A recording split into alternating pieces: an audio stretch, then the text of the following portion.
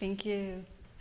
We tend to think of special needs and gifted as opposites.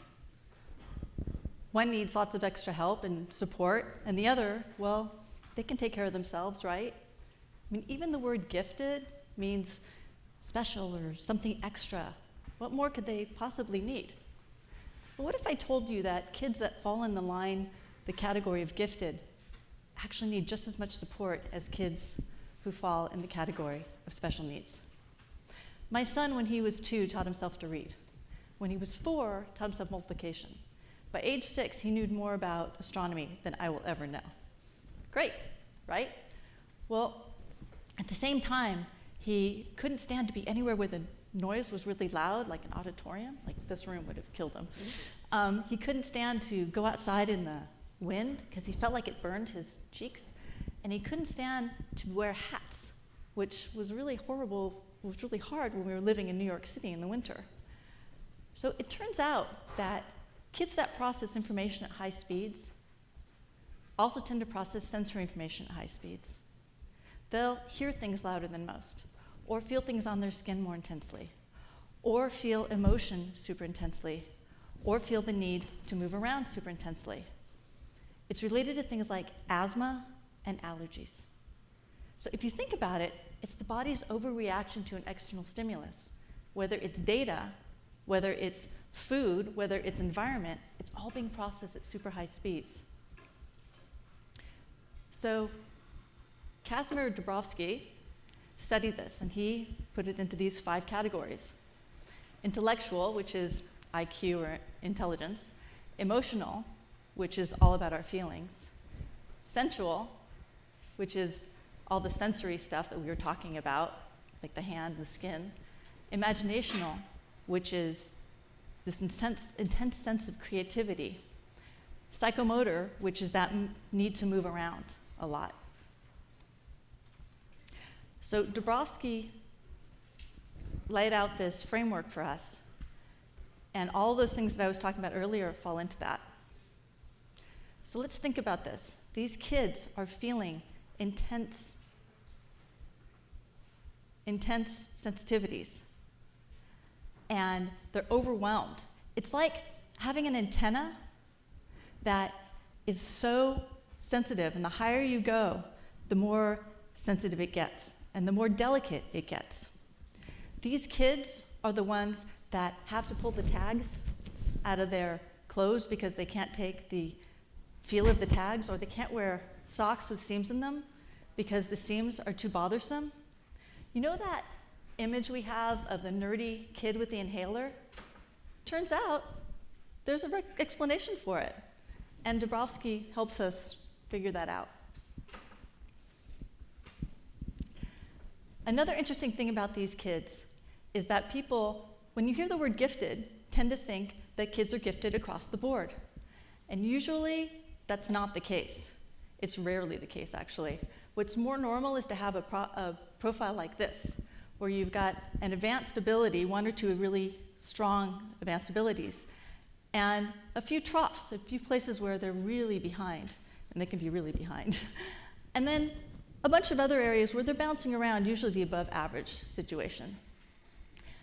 The problem is that most schools don't know how to deal with kids who are 8 years old and doing middle school level math, but have really bad handwriting. It can also create a problem for the kids if they want to make friends, because these kids also have a tendency to get really passionate about something, and they'll want to learn as much as they can about it. And they may study something so intensely that they know more than the teachers do, or even that the docent at the museum does if it's a non-academic subject. And then they go back and they want to talk to their friends about it.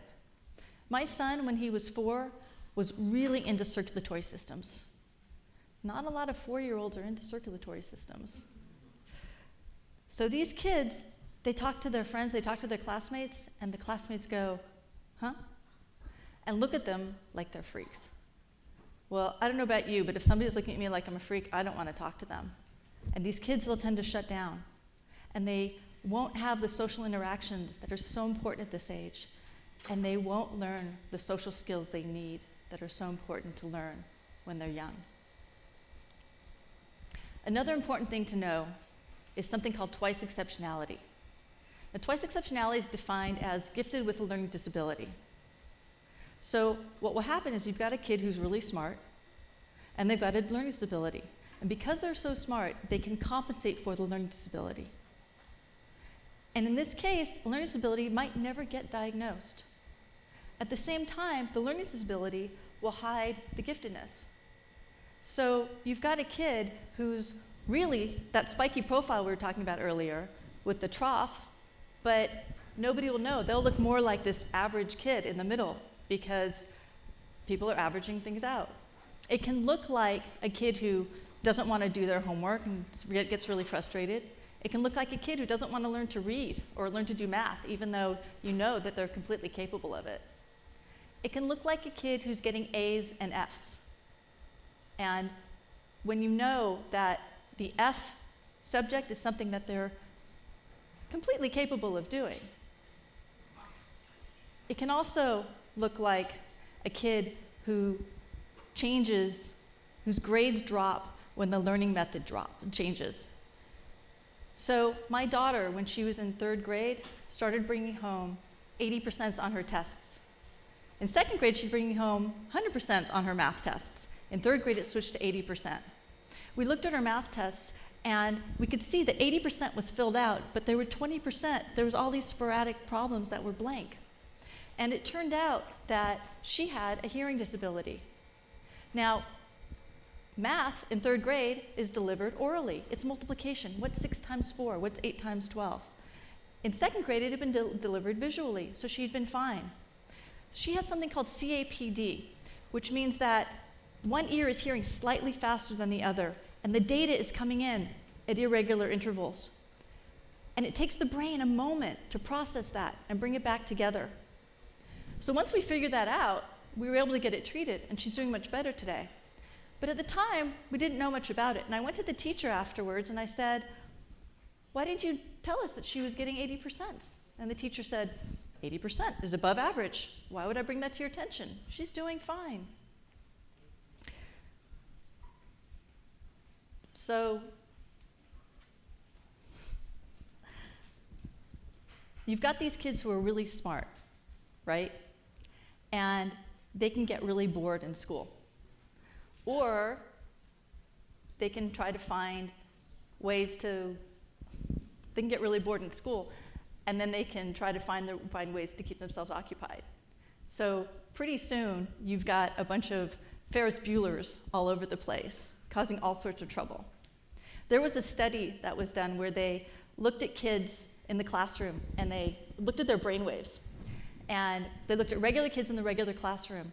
And the regular kids in the regular classroom were fine as long as the work was within the normal range. When the work started getting to be challenging, they started displaying all sorts of anxiety.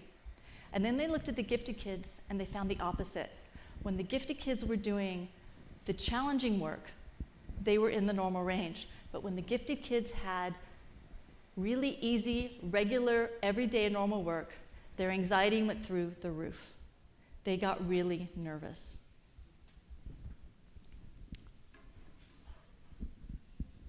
So the good news is that if you're experiencing any of this, you're not alone. And these are a few resources, these are a few of my favorite resources for helping people out.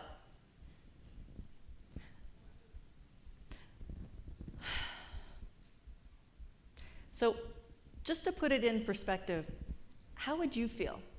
How would you feel as an adult if you were sitting in a room forced to do kindergarten level work day after day after day? You'd probably feel pretty bored. And if I were in that position, I know I would start resenting the people that had given me that work. So we really want to keep these kids occupied. So if you happen to come across a kid who is acting out and being a troublemaker, ask yourself, is the kid just not getting it, what's going on, or is the kid bored out of their mind? And if you find a kid who's really struggling with some problems at school, ask yourself, is this kid not getting the concept? Or is something, some learning disability, standing in their way? Just may not be what you think. Thank you.